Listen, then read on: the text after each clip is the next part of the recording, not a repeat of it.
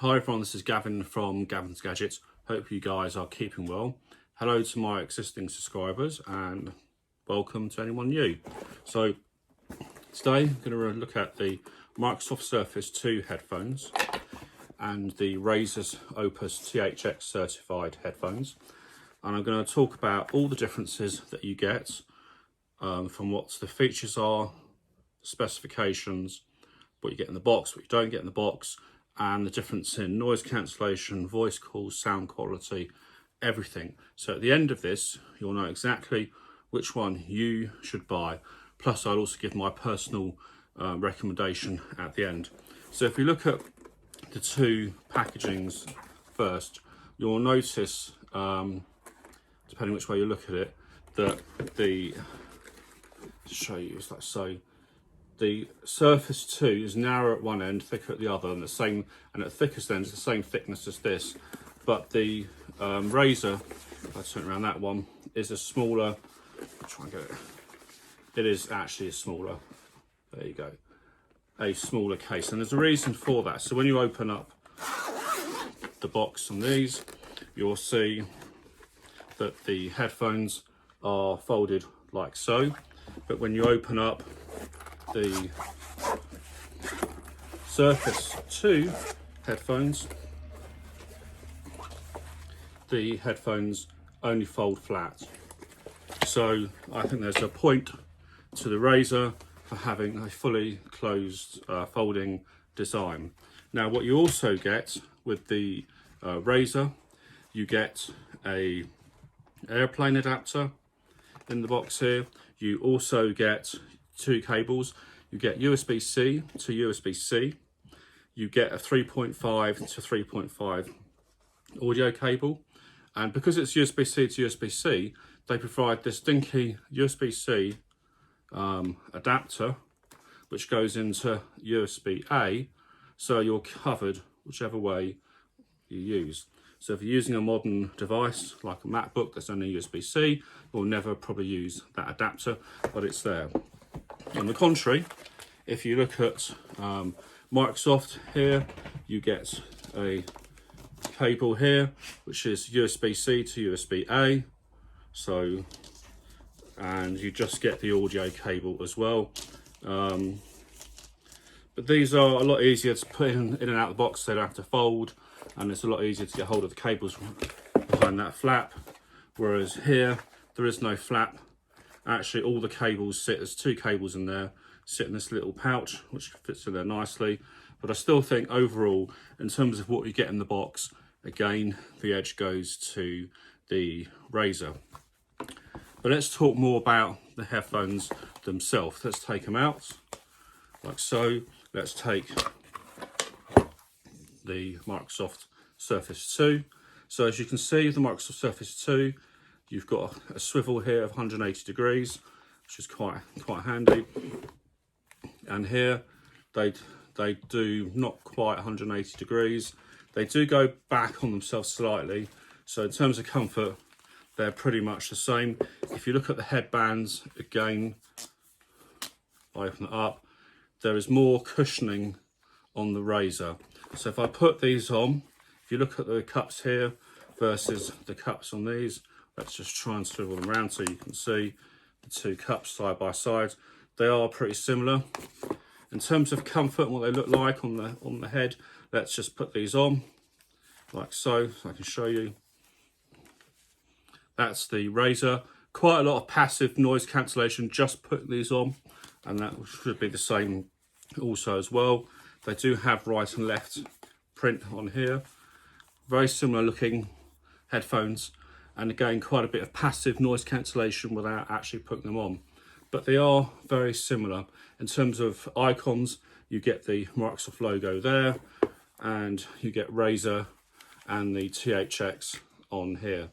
So let's talk about how these function. Let's take the Microsoft Surface 2 first. So here you have rotatable cups. So on this one here, on the, just make sure I got it around, yes, the left side, this does the noise cancellation. So by turning it one way, you go, there's 13 steps of noise cancellation, And if you're not playing music, when you get to the end, the voice says maximum. You've reached the maximum noise cancellation. If you have music or anything playing, it beeps a certain type of sound to let you know you've reached maximum. When you turn it the other way, it eventually gets to passive noise through, so you can hear that. And then one more turn again takes you to ambient sound, where it lets more sound in. So you've got very fine precision. These cups are really, really good. These are also touch, but I'll get to that in a second. This is the volume control, and again, it's very smooth, very nice way of controlling volume. So the only other thing that you have is you do have touch, and they're identical. Each side will do the exact same thing. So you might prefer using your left, you might prefer using your right.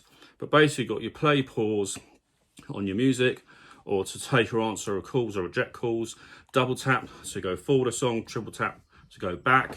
But you also have, if you're on a conference call, they have a dedicated mute mic button, which is here, which is really good. The other thing is you have your 3.5 jack in and USB-C. And you've got your on-off button here, which also acts as pairing if you hold it for 5 seconds. What these do have is multi-point connections, and that means you can connect as many devices, loads of devices on this, and it smartly recognizes which is the current device. So you don't actually have to switch anything. So you can press play on one, and the next time if you hit play on another device, it pauses the one you're on and starts putting the sound through these. So very, very smart. With the Razer, they work slightly differently. They have a power button here. They then have a button for turning on noise cancellation. There's no 13 steps, it's just on or off.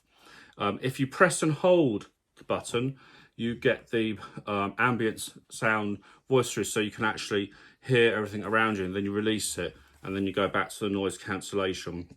And again, it has a 3.5 adapter in for audio, USB-C for charging. So that pretty much is it. In terms of calls, actually making phone calls on these, the Microsoft win on that. They're slightly clearer for voice calls, and I did like that. I thought it's very good. These are good, but the Microsoft are better. In terms of technologies, these have Bluetooth 4.2. These have the latest Bluetooth 5, so that's a plus for the Microsoft. But in terms of codecs, these have aptX, SBC and AAC. These only have SBC and aptX. They don't have AAC, so that really impacts Apple devices like iPhones and iPads in particular, which use AAC for a clearer sound. These don't have it. I do not know why that is, but I'll talk about sound quality in 1 second. You can both connect these via wired, and they both work well without any power. So again, you have options when these go flat. As I said, this does have the airplane adapter should you be traveling on the plane. So in terms of noise cancellation, they both do a good job.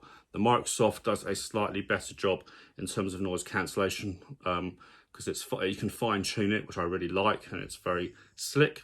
I also like the fact that the Microsoft have the multi-point connections. The Razer don't, so it's a bit more fiddly, but not something that you couldn't work around. For Microsoft apps like Excel and that sort of stuff, there's some added functionality in terms of what you can do with voice using these. They both work with whichever voice assistant you require. You just push and hold on here to get your voice assistant. So all in all, and on the Razer, sorry, they have the volume controls on the cup here, and your multi-function button here, which does the skip tracks, goes answer calls, reject calls, take calls, activate the assistant. So you've got buttons versus touch controls as well. But let's talk about sound quality. Now, the big thing about these is the fact that they're THX.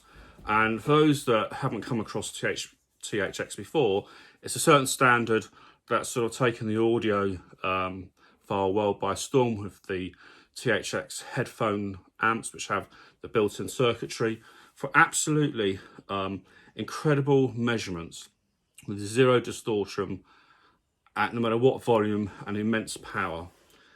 And these again have that facility. So THX, very clear, very balanced, very neutral, and no distortion at high volumes.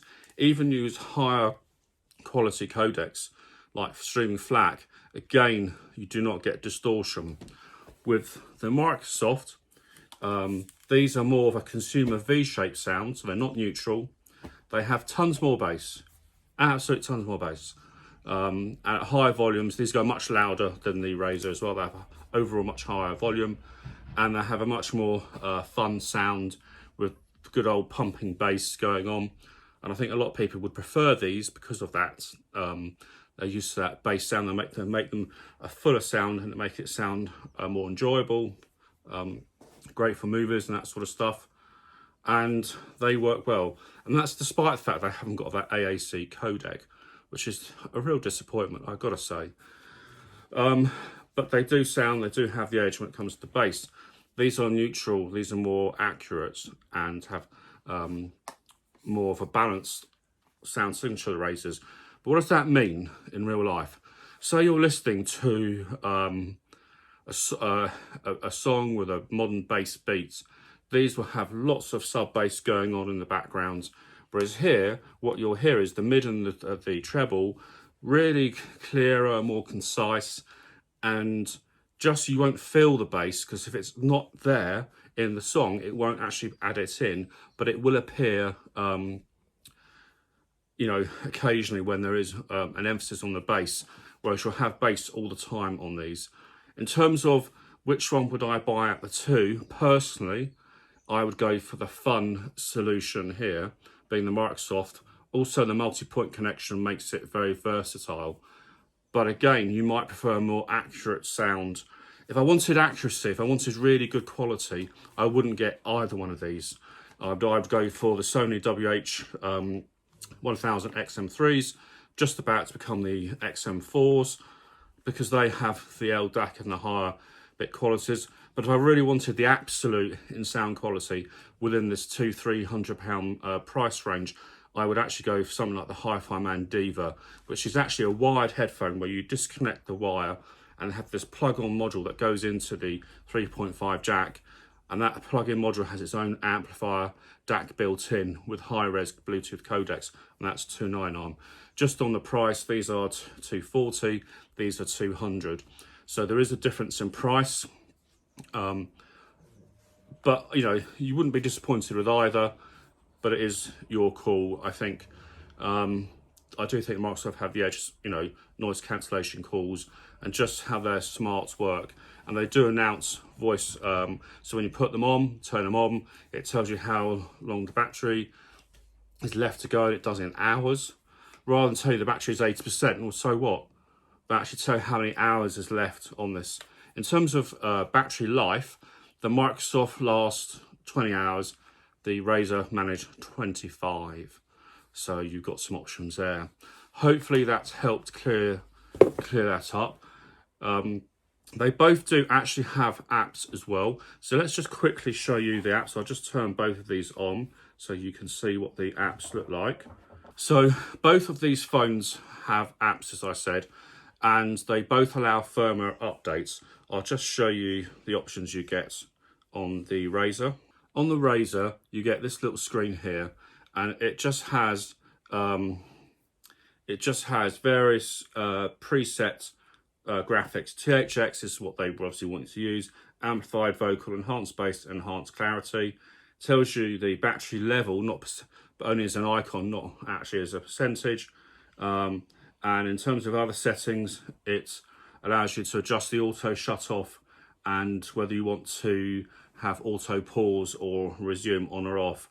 The Microsoft ones do, when you take them off, do the play pause automatically. So that is the app on the Razer. Let me just switch these off. So on the Microsoft, you get this app here. You have, tells you the battery life, the volume, the noise cancellation level. Then you have the settings here.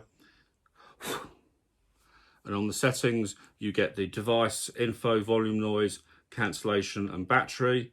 And it allows you to adjust here on the app whether you want high, medium, or low, or ambient sound amplified from the app, which is very good because you can't do that on the Razer. That's another reason for picking the Microsoft over the Razer. It tells you the battery level, volume level as well. We can't adjust the volume level from here. It gives you a list of the paired devices. You have a graphic equalizer. You have some presets, classical, jazz, pop, and rock. But if you change, but you can manually slide the graphic. You can't do that on the Razer. And these do make a massive difference. They are very powerful changing that. There's you can customize the name of your headphones as well. You can have just the firmware updates, and there are some tutorial videos. Overall, the Microsoft app is actually a lot better and lets you fine-tune the headphones further.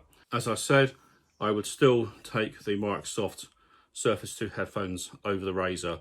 But what do you think? This is Gavin from Gavin's Gadgets. Take care, guys, and catch you guys soon. Any questions, ask them below. I answer them all. Bye for now.